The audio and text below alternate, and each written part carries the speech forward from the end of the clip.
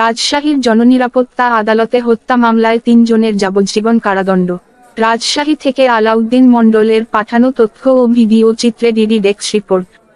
রাজশাহীতে জননিরাপত্তা বিঘ্নকারী অপরাধ দমন ট্রাইব্যুনাল ও বিজ্ঞ দায়রা জজ ২ আদালতে একটি হত্যা মামলার রায় ৩ জন আসামিকে যাবজ্জীবন সশ্রম কারাদণ্ড ও ২০,০০০ টাকা জরিমানা অনাদায় আরও ৬ মাসের সশ্রম কারাদণ্ড প্রদান করা হয়েছে।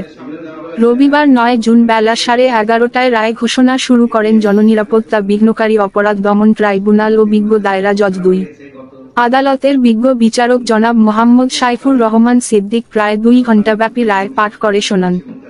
এ সময় রাষ্ট্রপক্ষের আইনজীবী আসাদুজ্জামান মিঠু ও আসামিপক্ষের আইনজীবী অ্যাডভোকেট হামিদুল হক, অ্যাডভোকেট সাজ্জাদ হোসেন প্রামাণিক, অ্যাডভোকেট হুমায়ুন কবির শাম্মী এবং আসামিগণ কাঠগড়ায় উপস্থিত ছিলেন।